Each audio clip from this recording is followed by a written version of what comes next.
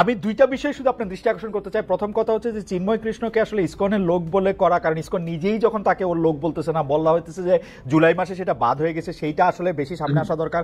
আরও দুইটা বিষয় আমি আপনার নজরে আনতে চাই, সেটা আমি জনাব ভাদুরীকেও জানতে চাইবো আপনি বলার পরে, যে আপনি বলছেন যে কিন্তু আপনি যদি জুন জুলাই আগস্ট যদি আপনি আসলে খেয়াল করেন, আপনি কিন্তু দেখবেন যে ভারত সরকার, ইভেন মোদী সরকার ক্ষমতা থাকা সত্ত্বেও শেখ হাসিনার কে বাঁচাইতে কিন্তু তারা আগায় আসেন নাই।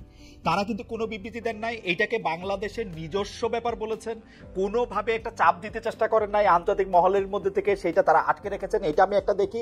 দুই, আমি দেখি শেখ হাসিনা কিন্তু কার্যত ভারতের গৃহবন্দী। তিনি কিন্তু ভারতের কোনো মিডিয়াকে বা আন্তর্জাতিক কোনো মিডিয়াকে অ্যাড্রেস করতে পারতেছেন না, তাকে আসলে ফ্রিলি ঘুরে বেড়াতে দেওয়া হচ্ছে না, নানা কারণেই তাকে কিন্তু আসলে এক ঘরে এবং একটি ঘরে বন্দি রাখা হয়েছে। এইটাকে আমরা ভাবতে পারি কিনা যে এই সরকারের সাথে আসলে ভারত এক ধরনের এই সরকারের সাথেই চলতে চায়, এরকম আমরা মনে করতে পারি কিনা? সায়ের এটা আপনি বলার পরে আমি একটু ভাদুরীকে জানতে চাই। আমি আপনাকে একটা রেসপন্সটা দেই। আমি আপনার সেকেন্ড কোশ্চেনের রেসপন্স দেই। শেখ হাসিনা ভারতের গৃহবন্দী অবস্থায় আছেন বলে আমি মনে করি না। উনি পার্কে ঘুরে বেড়াচ্ছেন, উনি বাসায় আছেন, ওনার সিকিউরিটি আছে, সবকিছুই আছে, এবং উনি ভারতে বসে থেকে ওনার দলের লোকজনকে নির্দেশ দিচ্ছেন যে বাংলাদেশে যারা তোমার ঘরে আগুন দিচ্ছে 10 জনের ঘরে গিয়ে আগুন দাও, 10 জনের মাথা বাড়ি দাও। এই ধরনের উগ্রতা, এই ধরনের উস্কানিমূলক কথাবার্তা কিন্তু তিনি ভারতে বসে বাংলাদেশের এগেনস্টে বলতেছেন।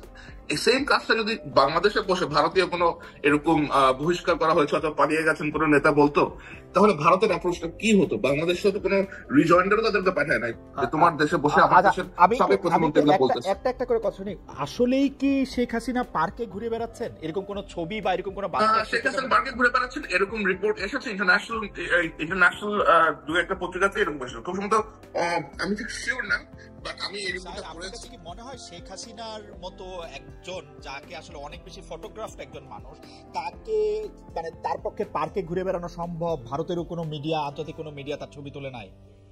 এখন তিনি পার্কে ঘুরে বেরিয়েছেন, এটা ইন্টারন্যাশনাল একটা পত্রিকা রিপোর্ট করেছে। আমি এই মুহূর্তে স্মরণ করতেছি না আমি সেই রিপোর্টটা দেখেছি, কিন্তু আমার কাছে সেই রিপোর্টটাকে আমার বিবেচনায় সেটাকে একটা না, এর জন্য আমি আই ক্যানট ভেরিফাই দ্যাট। আমি পড়েছি, সেটাই আমি আপনাকে বললাম যে শেখ হাসিনা যদি এখানে পার্কে ঘুরতে পারেন অথবা she is having a decent life there, এবং ওইখানে বসে উনি তার দলের নেতা কর্মীদেরকে আমার মনে হয় না যে জুলকারনাইন, আমার মনে হয় যে আপনার কাছে বরং আমি আহ্বানটা করতাম যে জুলকারনাইন, আপনি যে বিষয়টা নিয়ে কাজ করেন, যখন যে বিষয়টা নিয়ে কাজ করেছেন সেইটার বিষয়ে আমরা অনেক ডিপ কিছু জানতে পেরেছি। আমার মনে হয় মানে আমার প্রশ্নটা আমার মনে মনে ছিল যে আমি আপনার কাছ থেকে জানতে চাইবো যে আসলে শেখ হাসিনা এখন কেমন আছেন, কি করছেন। আমার ডিসকন্টেন্ট আপনি দেখেন যে আমি যেটা দেখি যে শেখ হাসিনা টেলিফোনে কথা বলতেছেন কিন্তু খুবই ইনসিগনিফিকেন্ট লোকদের সাথে। তার মানে তার টেলিফোনটা আটকানো হয় নাই, কিন্তু তিনি কিন্তু টেলিফোনে ভারতে অবস্থানরত কোনো নেতার সাথে কথা বলতে সাহস করতেছে না, এই কারণ সেই নেতা কর্মীরও ঝামেলা হইতে পারে ডিউ টু ভারত গভর্নমেন্ট তাকে বলছে তুমি এগুলি করতে পারবে না। এটা হচ্ছে আমার রিজন। এটাও কিন্তু আমরা আসলে বলতে পারি না, এটা আমরা স্পেকুলেট করতে পারি যে তার সাথে যোগাযোগ হচ্ছে না। কিন্তু আমি আপনাকে দুইটা জিনিস বলতে পারি। শেখ হাসিনা যে বাসাতে থাকেন ভারতে, সেই বাসায় এসবি মনিরুল ইসলাম খুব নিয়মিত যাওয়া আসা করেন, এবং ভারতে পলাতক লেফটেন্যান্ট জেনারেল মুজিব ওই বাসাতে প্রায় যাওয়া আসা করেন। সুতরাং ভারত সরকারের যদি অনুমোদন না থাকতো তাহলে কেন তারা ওখানে যেত?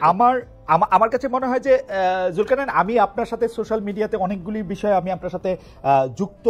আপনি যদি এই বিষয়ে আরো একটু স্পেসিফিক তথ্য মানে আপনার স্টাইলে যেটা আপনি আনার্স করেন সেটা যদি আমাদেরকে একটু দেখান, তাহলে আমি, কারণ মুজিবার মনিরুলের কথা আমিও শুনেছি, কিন্তু এটা আমার কাছে গুজবই মনে হয়েছে। বরং আমি একটু ভাদুরীর কাছে যাই এবং ভাদুরীর কাছে গিয়ে একটু হেল্প চাই যে ভারতীয় গণমাধ্যম যেভাবে বাংলাদেশে কি হচ্ছে যেটা তার বাইরে, সেই হিয়ার্সে কথা যত বলতেছে, শেখ হাসিনা কোথায় আছে, কি করতেছে, শেখ হাসিনা কিভাবে মানুষের সাথে যোগাযোগ করতেছে, কিভাবে উনি মানুষের সাথে যোগাযোগ করতে চাচ্ছে, তার ওয়ারএভার জানানোর ব্যাপারে ভারতীয় মিডিয়ার হয় অনীহা, নাইলে সরকার থেকে বাধা দেওয়া হয়েছে, এরকম কিনা ঘটনাটা আসলে? আমি হ্যাঁ না, শেখ হাসিনা কিন্তু আপনি গত পরশু দিনে নিউ ইয়র্কে একটা ভাষণ দিয়ে আসছেন। শেখ হাসিনা গত পরশু দিনে নিউ ইয়র্কে তার লোকজনের সামনে আপনার অডিওতে না সেইটা হচ্ছে যে একজনকে ফোন করছে, সেই ফোনটা একটা নিউ ইয়র্কে এবং ডেনমার্কে দুইটা জায়গায় বাজানো হয়েছে।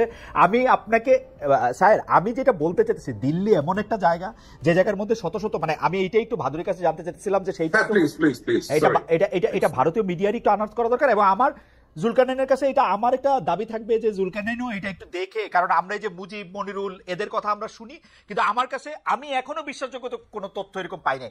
আমাকে আমার একজন ভারতীয় বন্ধু এটাও বলছে, এটা একটু বলে রাখি, যে শেখ হাসিনা নাকি দিল্লিতে তার ক্যাবিনেট সাজায়া বসছেন, শেখ হাসিনার পার্লামেন্টে নাকি এখন কলকাতায় অবস্থান করতেছে, বাট আমি এটার কোনো লক্ষণ দেখতে পাচ্ছি না, মানে যেটাকে হচ্ছে যে হার্ড ফ্যাক্ট।